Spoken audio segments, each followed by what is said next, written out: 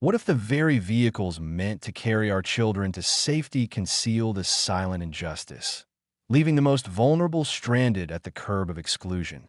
Picture a suburban morning, mist still clinging to pavement cracks, a wheelchair-bound boy and his mother waiting for a routine ride to school, only to witness the bus doors close in their faces. Behind the driver's curt command lay an unspoken decree that efficiency outweighed empathy, that protocols trumped dignity.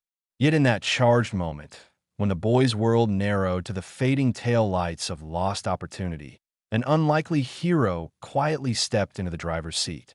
Unannounced by title or fanfare, he carried with him a conviction stronger than policy, an understanding that compassion can transform any journey. As you follow this story, discover the hidden fault lines and systems we take for granted, and see how one man's silent resolve unraveled the secret bias on wheels, setting in motion a chain reaction of inclusion that would redefine every morning ride for children everywhere. The sky hung in muted shades of indigo and slate as the first light of dawn prepared to break over the quiet suburb. A thin layer of frost coated the tops of parked cars and edged the curb where a special needs boy sat in his wheelchair, bundled in a padded jacket and a knitted cap pulled low over his ears. His small frame hunched forward against the brisk air, each breath visible in soft mist as he gazed toward the empty stretch of asphalt ahead. Beside him stood his mother, her own shoulders wrapped in a wool coat, tired eyes reflecting the concern she carried for her son's safety and acceptance. She glanced at her watch and tightened her grip on the wheelchair's handles, a silent prayer passing between them as they awaited the school bus that would carry him to another day of classes.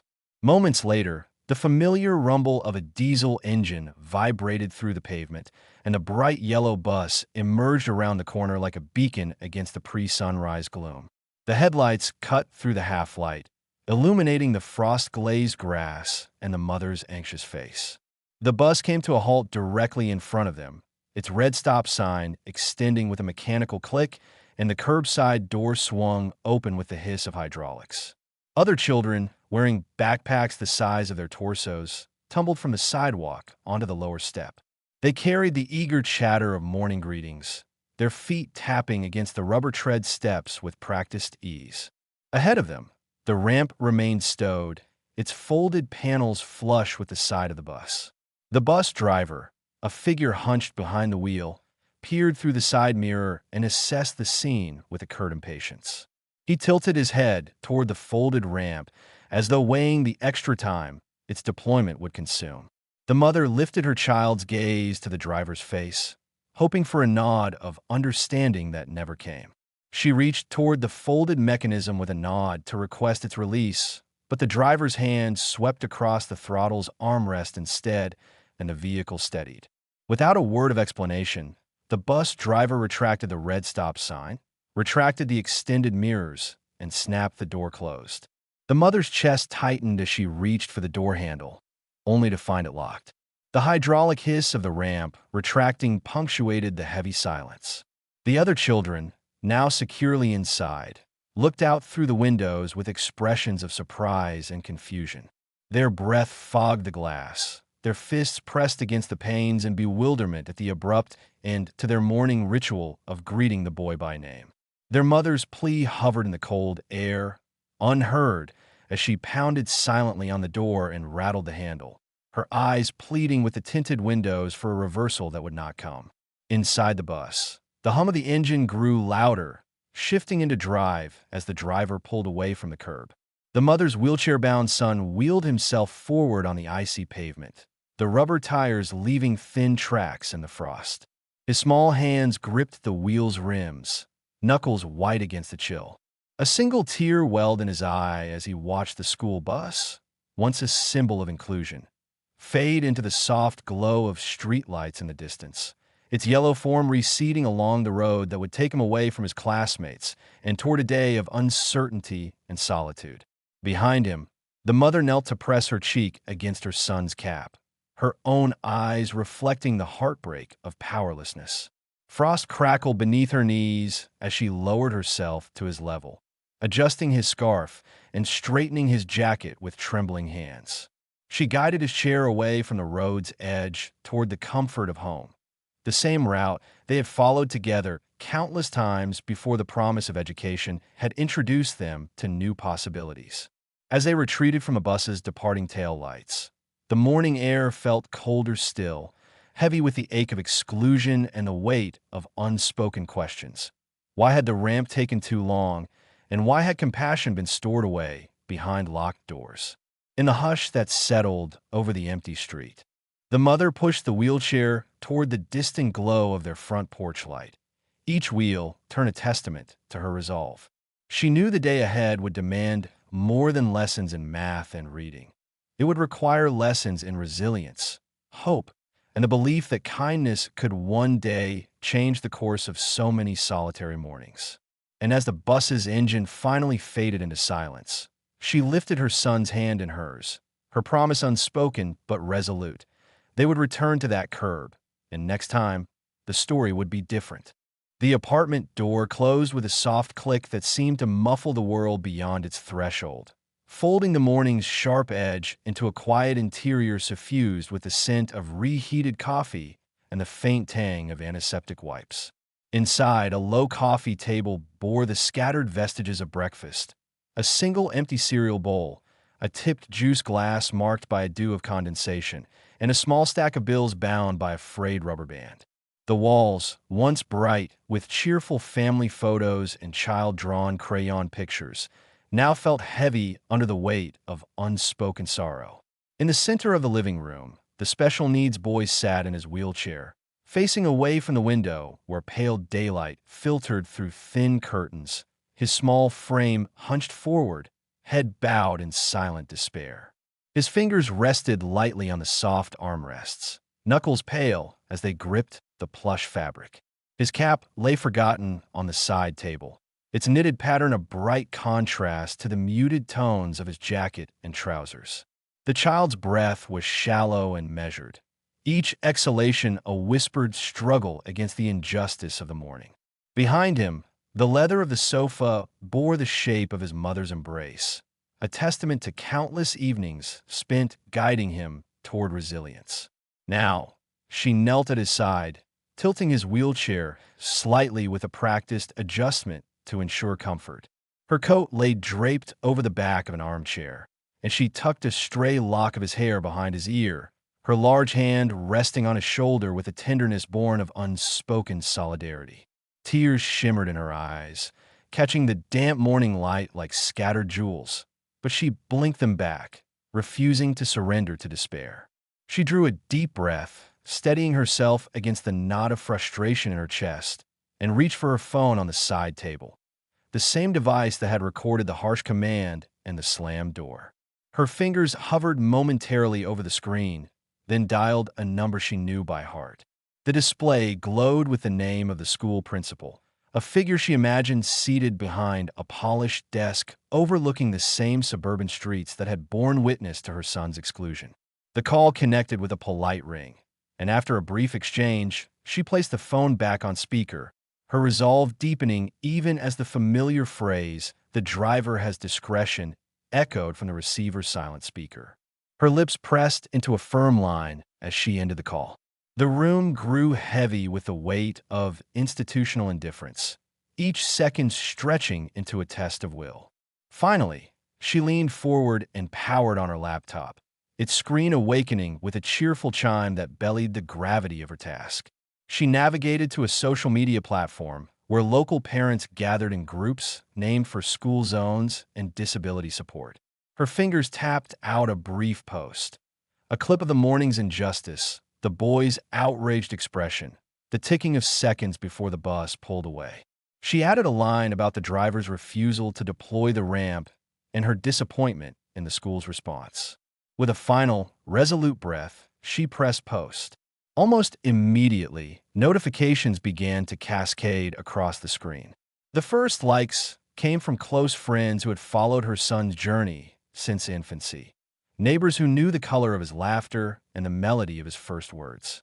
Then comments appeared, expressions of outrage, personal anecdotes of similar humiliations, links to online petitions for disability access, and offers of emotional support. Fellow parents, many with children who navigated the world in wheelchairs, crutches, or the use of hearing aids, share their own experiences of being left behind, their stories unfolding in paragraphs pulsating with anger, sorrow, and solidarity. Screenshots circulated of school memos and local regulations, highlighting the mismatch between policy and practice. Embedded images of wheelchair ramps coated in rust, of drivers refusing entry to strollers and motorized chairs, build a mosaic of systemic failure. The mother scrolled through the flood of shared stories and comments, her brow furrowing with a mix of grief and determination. She noticed offers to share legal resources, messages from disability rights advocates offering to accompany her to school board meetings, and invitations to join online support circles that met virtually every evening. Volunteers from local nonprofits extended help in documenting violations and filing formal complaints. A cluster of messages from other mothers pledged to gather at the school that afternoon, to stand with signs reading "Access for All" and "Inclusive Education." The virtual community, stirred by her single post, was mobilizing in real time. Tears slipped down the mother's cheeks as she absorbed the depth of compassion and collective outrage. The boy, sensing the change in atmosphere, raised his head slightly and peered at the screen beside him. His eyes, once cast downward in deflation, flickered with curiosity as he recognized the faces of neighbors and classmates in the shared images. His wheelchair wheels tapped gently against the hardwood floor, an instinctive response to the surge of hope rippling across the digital space. The mother tapped out a final message of thanks, pledging to keep the group informed of the protests and petitions to come.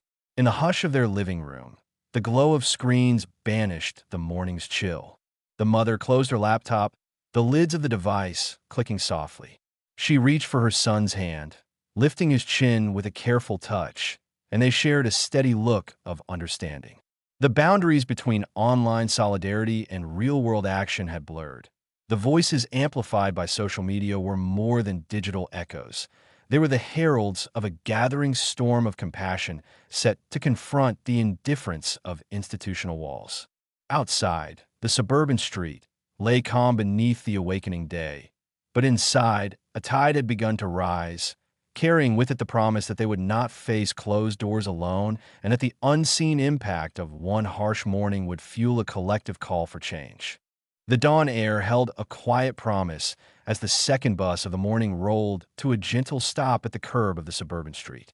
Its polished yellow frame gleamed under the soft glow of streetlights, transitioning to sunrise, and the engine's hum settled into a contented rumble. Today's driver, clad in a crisp uniform, navy pants, light blue shirt, and a reflective safety vest, stepped onto the pavement with calm assurance. His face, framed by a neatly trimmed beard and kind eyes, radiated warmth rather than authority. This was not the gruff voice and curt demeanor the children had grown accustomed to. This was someone who seemed to greet the day as eagerly as they would soon greet one another. Inside the bus, rows of vinyl seats stood ready, each marked by scuffs from previous passengers. The ramp mechanism, a robust metal contraption at the side door, awaited deployment. The boy in the wheelchair sat to one side, his small frame perfectly aligned with the ramp's threshold. His mother stood at the stop, her eyes widening at the sight of the new driver with an expression both hopeful and guarded. Beside him, his classmates lined up with their backpacks on, their morning chatter subdued by the unfamiliar presence behind the wheel. The driver waved as he opened the curbside door, motioning for them to board with an easy smile. Without hesitation, the driver reached for the ramp control panel and pressed the button that released the heavy metal surface. Hydraulic pistons hissed, and the ramp extended smoothly to meet the sidewalk, its surface textured to prevent slipping. The boy's mother allowed a small exhale as her son wheeled himself forward onto the ramp. The driver knelt beside him, adjusting the boy's wheels so they sat perfectly centered and secure. With gentle hands, he engaged the ramp's lock mechanism and guided the boy into the aisle where a specially fitted spot awaited. He fastened the safety belt around the wheelchair's frame, ensuring it clipped into place with a reassuring click. The classmates, watching this scene unfold, pressed closer to the windows. Whispers of surprise rose in soft cadences, curiosity gleaming in their eyes as they realized the extraordinary nature of this morning's routine. The driver then rose and offered the boy a supportive nod before closing the door, the ramp retracting into the side of the bus with the same quiet precision. With the boys settled safely, the driver moved to greet each remaining student by name, his tone gentle and unhurried. He issued a nod of recognition to shy first graders who peeked from behind their backpacks and offered a high five to a cluster of older children whose laughter broke into full smiles. As the bus pulled away from the curb, the hum of the engine blended with youthful chatter, now tinged with delight rather than apprehension. The driver navigated the familiar route, slowing strategically at each stop, extending warm gestures of welcome. Children poured aboard with renewed confidence, securing their backpacks in the overhead racks and taking seats with an energy of belonging. From the front seat, he monitored the safety cameras and adjusted mirrors to ensure every corner of the bus remained visible, reinforcing a sense of watchful care rather than mere formal compliance. At one point, the driver paused at a winding stretch of road where potholes often jostled passengers. He slowed even further, anticipating its impact, and offered a subtle smile through the rearview mirror. The children leaned into the gentle turn, their trust in his steady hands clear as they relaxed into their seats. The boy in the wheelchair glanced up at the driver and returned that smile, his earlier morning fear transforming into confidence. The driver offered an encouraging thumbs up, an unspoken pact of reassurance. By the time the bus reached the school's front gate, the tone inside had shifted completely. Where tension and exclusion had reigned only a day before, now reigned ease and camaraderie. The driver guided each child off with equal care. First the boy, whose wheelchair descended the ramp to the sidewalk below under the driver's watchful eye, then each student by name.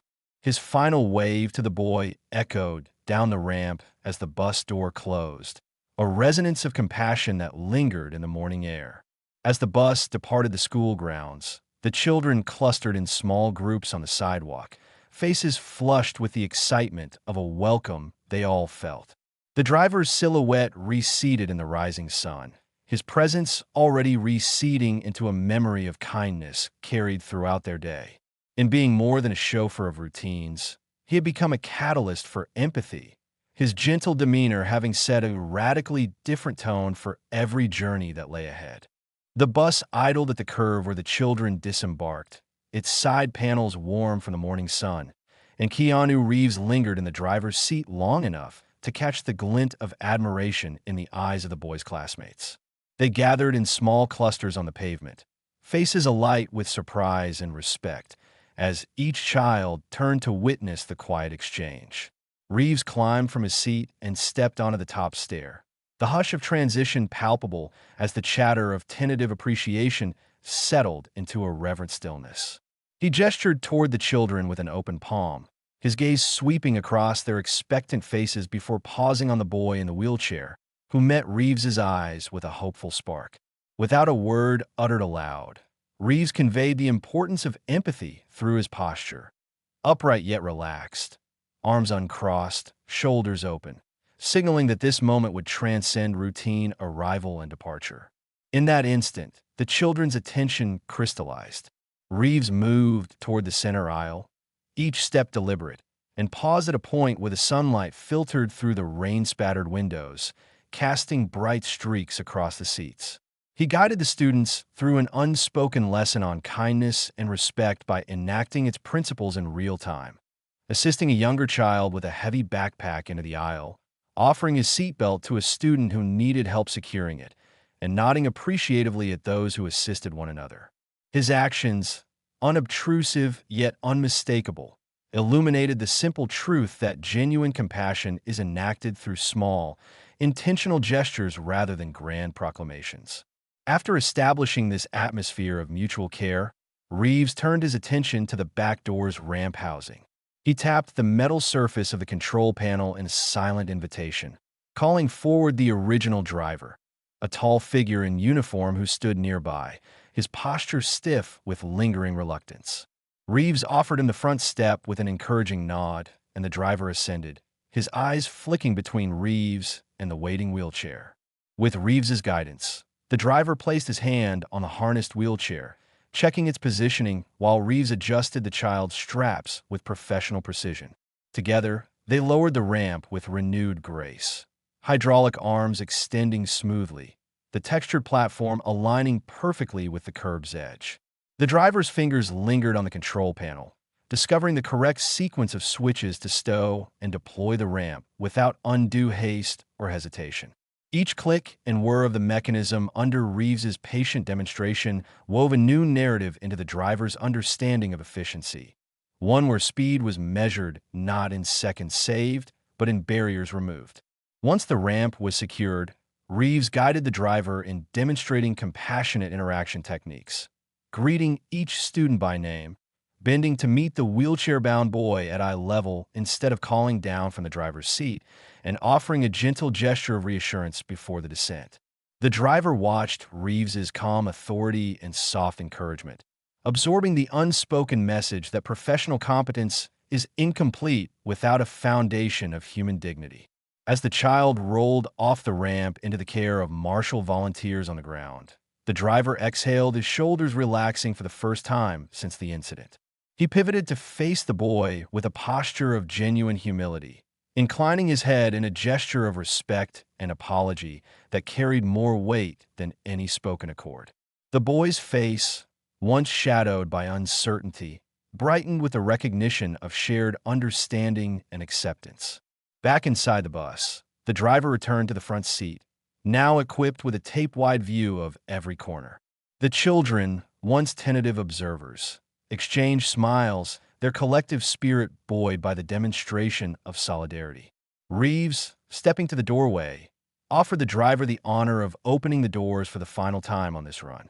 The driver, transformed by the lessons of compassion and respect, responded with a deliberate press of the button that released the ramp into its final retraction. He nodded to Reeves, a silent vow of continued change, before beckoning the children to disembark with the same courtesies they had long been denied. As the last student rolled down the ramp and into the welcoming arms of waiting teachers, the bus fell into a gentle lull of accomplishment. Reeves closed the door behind him. The hydraulic hiss reduced to silence, and took a single step back to survey the scene.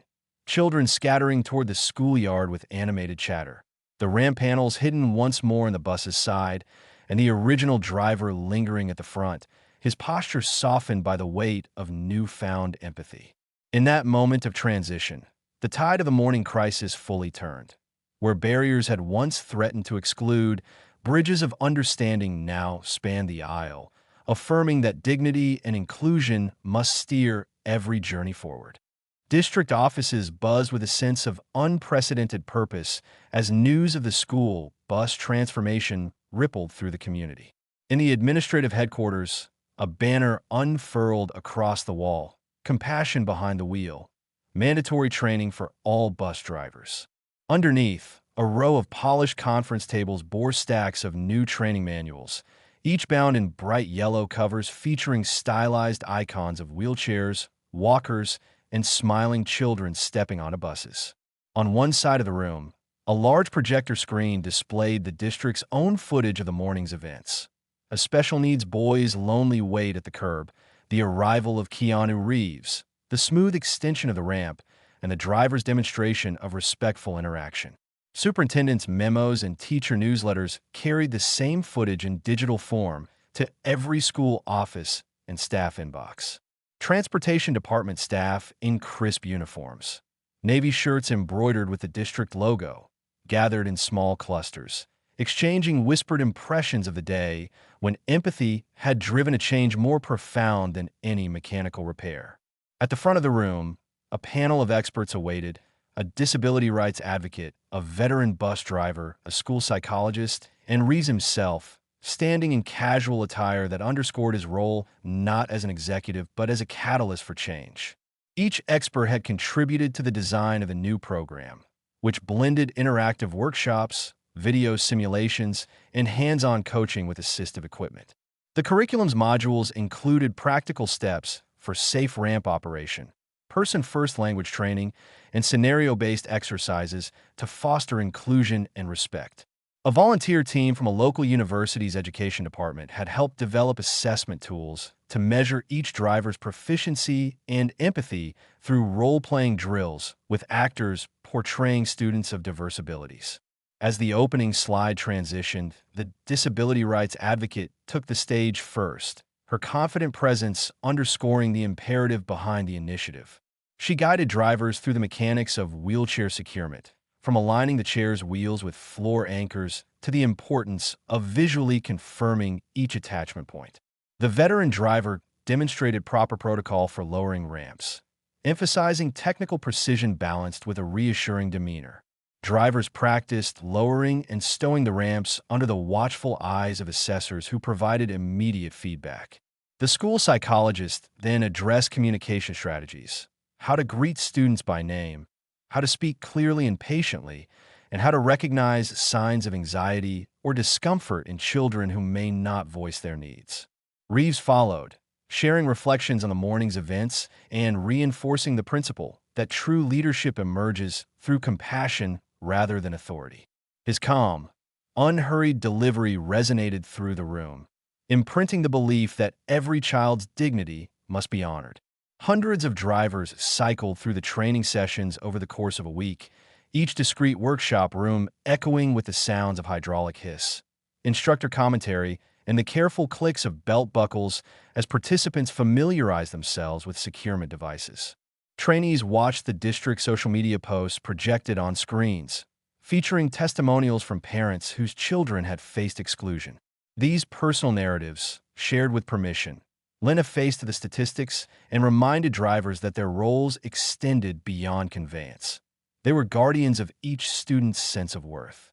By day's end, pre- and post-training assessments showed significant improvements in both technical skill and empathetic engagement, affirming that policy rooted in genuine care could reshape the culture of an entire transportation network.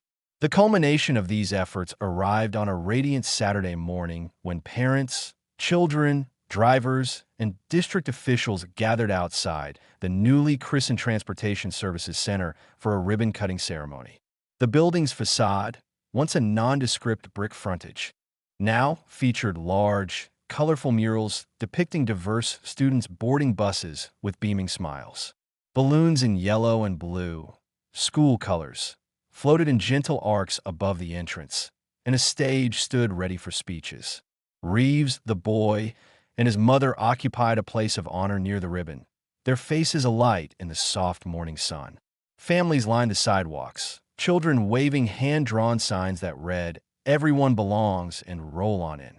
A moment of silence preceded the superintendent's address, which emphasized that policy alone was insufficient without the collective will to enact it.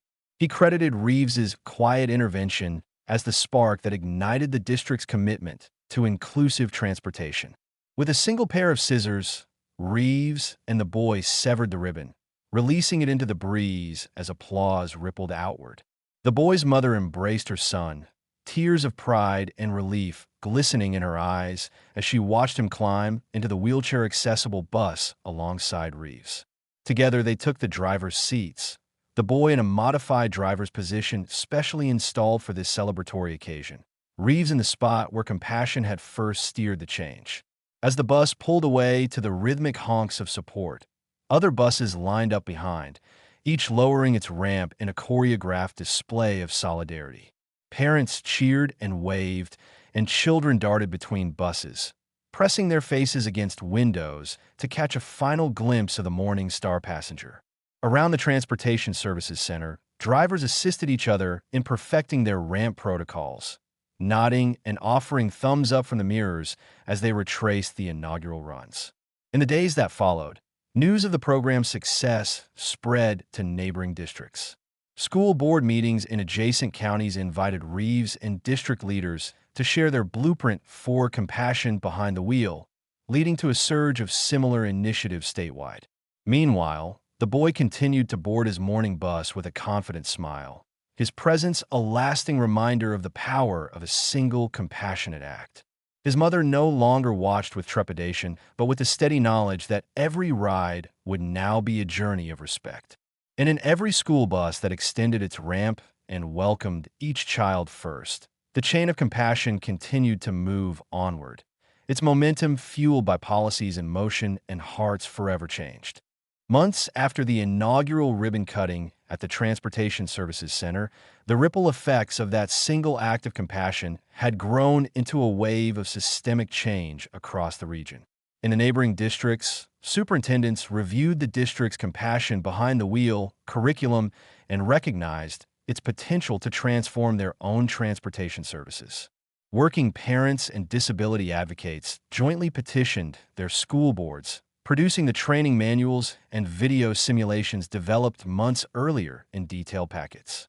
Within weeks, new workshops were scheduled in school auditoriums and community centers, where bus drivers from neighboring counties filed in to learn the technical and interpersonal skills that had become the hallmarks of inclusive transit. Social media channels quickly filled with fresh narratives.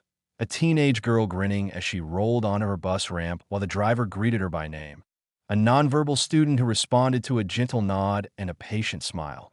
A father posting a photo of his son handing a new driver a thank you card for his kindness on the morning route.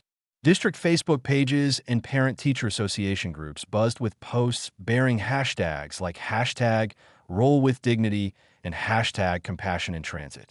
Volunteers filmed short videos highlighting drivers demonstrating respectful practices, guiding a visually impaired student's hand to find the seatbelt latch, or kneeling down to ensure a nonverbal child understood the pickup schedule. These clips were shared in staggering numbers, earning thousands of likes and credits for sparking new conversations about empathy in public services. Meanwhile, the boy who had once waited alone at the curb now played a central role in the ongoing transformation. His school had elected him to lead the newly formed Student Council Committee on Accessibility, a body tasked with advising administrators on facility upgrades, curricular inclusion, and peer-led awareness campaigns. In council meetings conducted in the Sunlit Library, he reviewed blueprints for wheelchair-accessible ramps at playground entrances, advocated for tactile signage in hallways, and collaborated on a mentorship program pairing younger students with upperclassmen trained to assist them during transitions. His confidence grew with every recommendation accepted, every smile he elicited from a grateful classmate, and every board resolution passed that bore the committee's stamp. Across the cityscape, the demand for driver training extended beyond school buses to public transit and municipal services. City councils approved grants to adapt the curriculum for taxi drivers, rideshare operators, and even waste collection crews, reinforcing the principle that accessibility is not confined to one context, but belongs at the heart of every community interaction.